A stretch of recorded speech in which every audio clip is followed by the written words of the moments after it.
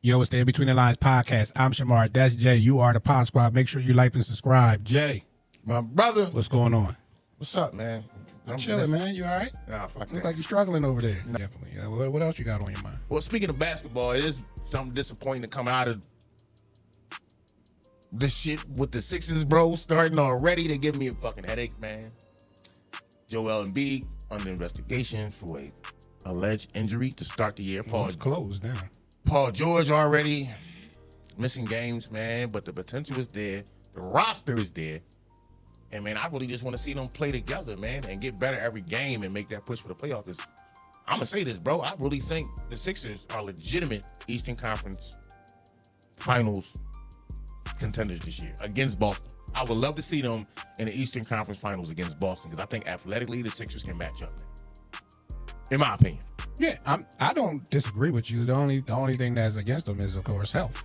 Yeah, there you go. And if health is an issue, a big issue this year, when will it be time to hear the trade Joell Embiid rumors and speculations? Because it's already starting to come up.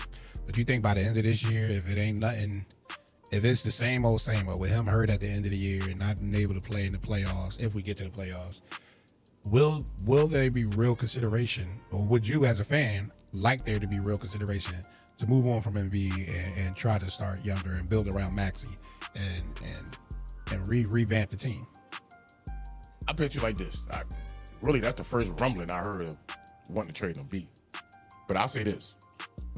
If Joel Embiid had a swinging attitude towards the team and the city, I would push for that and say, yeah, Daryl Morey, you need to make a move because his value's still high. But until I hear Joel Embiid be disgruntled, I don't think he wants to leave. I actually think he's part of the city now. He's dialed in to the city. He love the city, I feel like, and we love him. Joel Embiid can ball. Pause. He can ball. Well, I think that even though he's part of the city, I think the city is kind of fed up with him not playing and being available. Like it's really rumors out there and people wanting for him to be traded. I don't know about fed up. This ain't no Kawhi Leonard type situation. It's becoming that. No, I can't agree with that. They're about to do Daryl Morey's about to do what they do with Kawhi. I don't agree with that. This is what I'm saying. And this is the only version that I got because again I ain't been hearing the rumbles. I'm just gonna say this until we already had superstars that we know when they want to leave or it's time. You heard Charles Barkley when he first started voicing that. Allen Iverson, Dr. J at one time was talking about the Clippers and when he got frustrated when he couldn't win back in the day with the Sixers. We've heard this when the superstar is unhappy. Mike Schmidt, when he was with the Philly, they talking about trading him, came out with the wig. Like, we know how this city get, bro. When this city supports you and rock with you, bro, it's about as real as it get, man. Like, we riding all the way. You know what I'm saying? But why wait? Because when they ready to go, you get less value for them. Well, no, so why not be proactive? If you see it's not going to work, if for how many years, Joel Embiid has only been probably healthy 1 year in the playoffs. I just think it's too early. He didn't even hit 30 yet. And he's injury prone. And like you said, he's not even. That's true. That's fair. But again, I need to hear the player. From a body English standpoint, from attitude, when he's doing the interviews, I want to hear the frustration of him losing repeatedly because again, that indicates like, okay, mentally he's getting tired. The love of the game is not there. The excitement of the game for him to put that uniform on is not there. Until I hear him be disgruntled, I believe he still want to be a 76ers at the end of the day.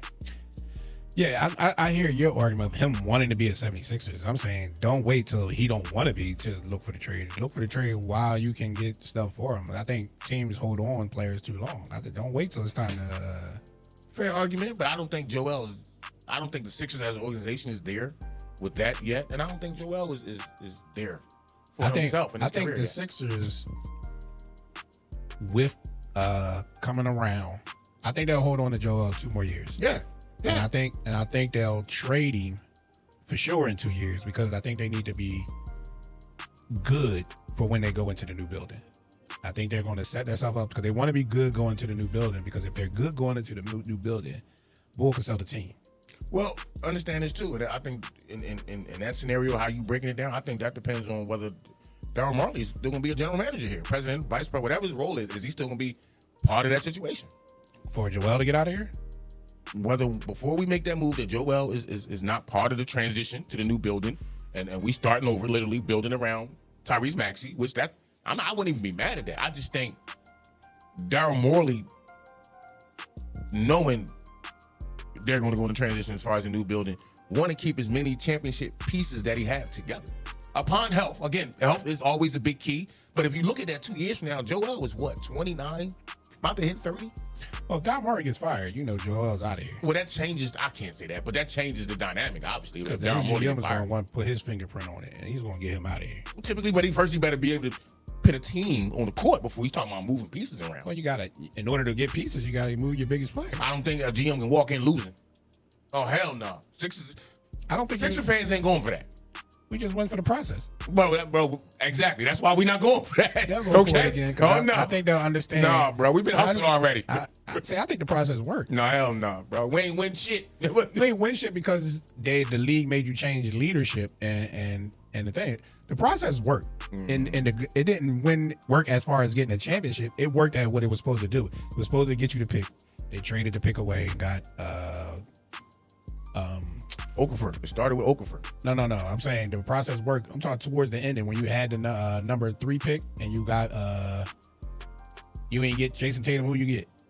Oh, you got the bull with the fucked up arm, Fultz. Yeah, that was messed up. He wasted a pick on that because you traded up when you didn't have to. Yeah, they hustled you. Boston hustled you. You lost that. Played the shit out you. Then you did something. You did a couple things. You had a couple picks that you traded away. I think you traded away for Tobias Harris. You traded away a pick. Yeah, because Doc Rivers wanted his man. That was his man. Yeah, like you was in position to have a lot of things that the process was supposed to do. You're supposed to have your 2 players and a bunch of picks where you can either trade them, which you did with Serge and everything. You trade them and get other players back. I just think it was executed wrong. I think what was the father and son? Colangelo's. The Colangelos messed it up. Well, if you look, if I picture like this. To me, the process started with Noel or Noel, Okafor, then Embiid and then Ben Simmons. And I'm saying that because all 4 of them players and folks, 5 now, they should be in a second contract with the Sixers. If you look at the landscape on how the process was supposed to work, every last one of these 5 players will be on their second contract with the Sixers and signing 4 to 5 year deals. Yeah, but you wasn't supposed to get Okafor. You know what messed Okafor up? LA messed Okafor up. Because LA was protracted to take Okafor because they needed a big man to help with Kobe. They weren't supposed to take the bull Russell. Oh, D'Angelo Russell. Yeah, they wasn't supposed to take. D'Angelo Russell was supposed to be with us. That was supposed to be our guard. That was part of the talk. And everything. But the Lakers fucked it up and took Russell when they didn't know they didn't need him. And they needed a big man, and we were forced to take Okafor because he was just supposed to be the best player on the board and everything. So supposed to be the next thing to Tim Duncan, but it didn't work out. And we were supposed to take Brandon Ingram over somebody. Who we take Brandon Ingram over? I don't remember that. Brandon Ingram did. Yeah, Brandon Ingram. I think we were supposed to get him, and then on top of that, you could have got Brandon Ingram and Russell in free agency. Well, they could have traded for Brandon Ingram and got Russell. Shit, forget all that. Just give me Jason Tatum. The other ones could belly flop like they did. I don't care. If I got he could have never got Jason Tatum. What you mean? All we had to do was stand pat. No, because they still had the 2. They had the 1 pick. They hustled us, bro. They threatened us on, oh, we're gonna take your man if you don't make this deal. That's what they did to the Sixers. Yeah, well, you know that wasn't happening. But I'm just saying, you still had an opportunity. That's all that matters. Yeah, I would have let the chips fall where they met. Exactly. Calling that bluff. I don't care what you do. They ain't got nothing to do with me. Yeah. So Danny Ainge hustles us about a couple of times, right? Yeah, 2 times. Yeah. What was the other one? The first one was in the trade. For what's her name? Who was the players involved in that trade? With the goofy shot, the old way, right? The power forward that we got out of here the next year. That went back to them. Oh, Horford. Al Horford. Yes. This shot ain't that bad. Damn, bro, it's a line drive, but he's knocking them down. Yeah, as long as you make them, that's all. He's knocking them motherfuckers down. But overall, the Sixers, man, with this roster, I definitely think they can compete if healthy again in the Eastern Conference, and I think it'll come down to them in Boston because I think with nobody in the Eastern Conference legitimately have an answer for Joell Embiid when he's healthy, Sixers should win. Somebody in the Eastern Conference has an answer for Joel. Who's that? Health. Joel. Yeah, there you go. Well, health. That's part of the health. Not even health. He don't even want to get. He got to stop. He got to get on that block. He got to work. You know what I'm saying? And he got to stay dialed in. I think that's what fans are tired of. They're tired of seeing him too big up at the top of the key. No, that ain't what I'm tired of. I'm tired of seeing that man 7'1", 290 pounds on the fucking ground. Oh, I think that's insane to me, bro. To me, he goes on the ground to save his knees. I think that's why Bro, I hate it. I hate it too. I hate it. But He's too big to be on the ground. I think he goes there so he doesn't put the pressure all on his knees to stay up. I think he just uses and falls to break the Don't like for the it. knees because he got bad knees. I get it, but come on, bro. Come on. Get off the ground, man. Hold your ground. You know what I'm saying? That's the Sixers in the